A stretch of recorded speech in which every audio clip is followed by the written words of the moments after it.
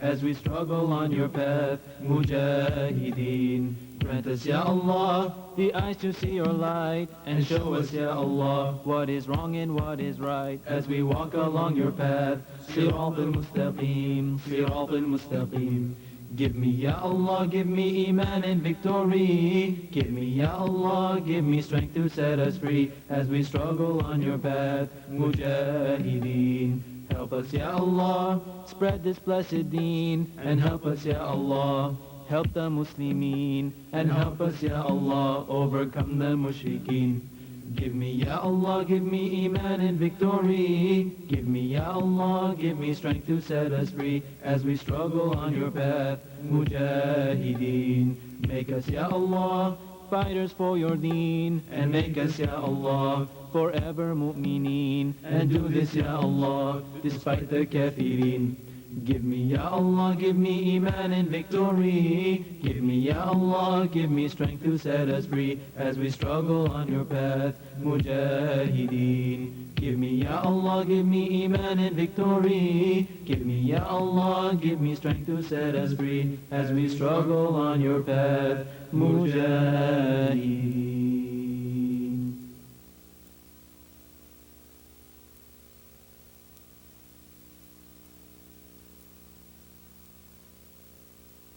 Assalamu alaikum. Today we're going to talk about the things that nullify the rosa or the Sawm. Nullify, break, and violate means the same. In other words, if you do any one of these things that are listed on the page, you're going to lose your fasting for that day. Let me read the beginning. Things that nullify the rosa. The fasting or the rosa is the true act of faith and belief and iman. The true act, in a sense, that it is between you and Allah. You know, and Allah knows what is the quality of your fasting. The more difficult the fast, the more effort you put into it, the more resistance that you had to put into it to complete that day of fasting, it's going to be rewarded accordingly. Let's go to the page and let's look at some of the things that would violate or nullify the fasting. When you get up in the morning to eat your breakfast or sahri, and there's a certain time when you have to stop eating, and if you keep eating after the time for sahri is over, you're going to nullify the Sawm or the fasting, because this teaches you discipline. You get to work late, they fire you. You get late to school, they'll suspend you. So why not apply the discipline in here? Because the fasting, the rosa, is a lesson in discipline. Same way in the evening.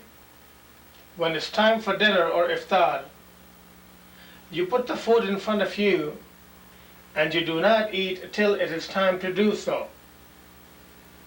That is another lesson in discipline.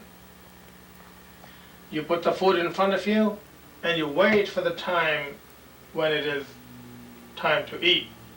So in other words, if you start dinner or iftar before it is time to do so, you're going to break your rosa again.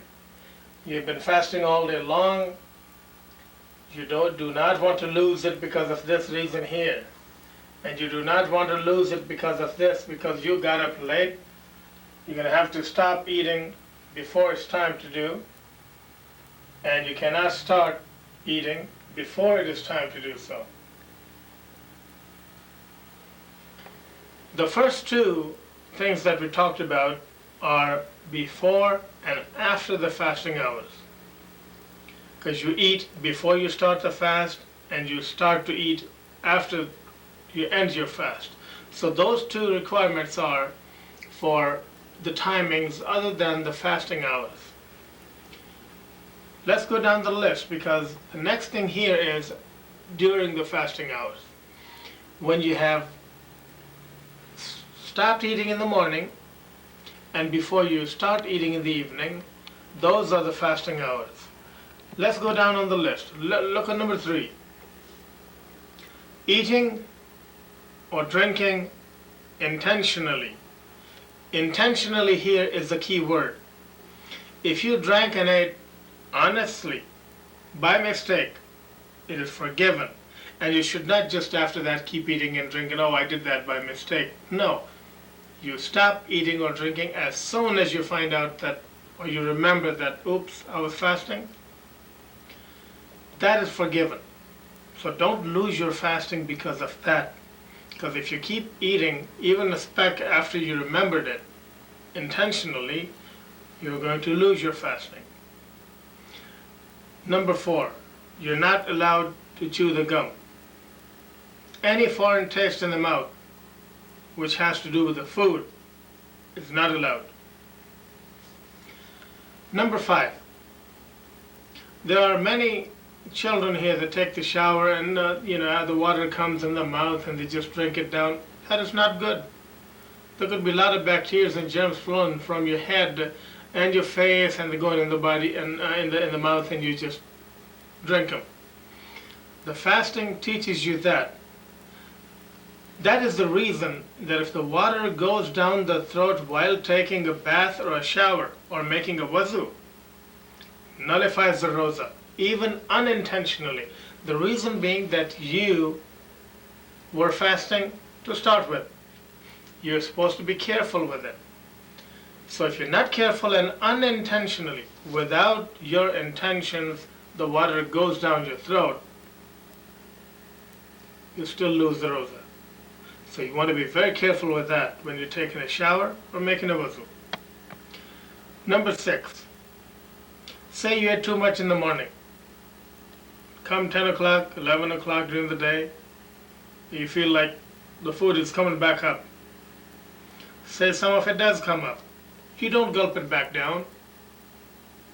It doesn't taste good anyway. You just go rinse your mouth and continue the fasting from there. But if you gulp it down, that did it. In the morning, after you stop eating, or during the day, all of a sudden you feel like, hey, I got a piece of meat stuck in there, or an egg or a potato or something, you name it. And you put your finger, take it out, and eat it. You just lost the fasting again.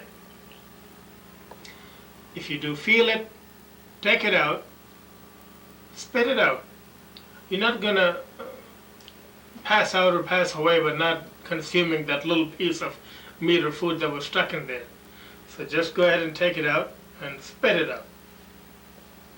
There are certain limitations on how much amount it is and what size is the food that comes out of your teeth, Unless if a molar is missing and a piece of bread was sitting in there, I'd say you lost the fasting. But it is very, I don't want to get into the details of that because let's just not confuse you. Don't take anything out of your teeth. Don't swallow it. And that's it. If you take it out, spit it out. So that way you save your fasting. Let's look on number 8.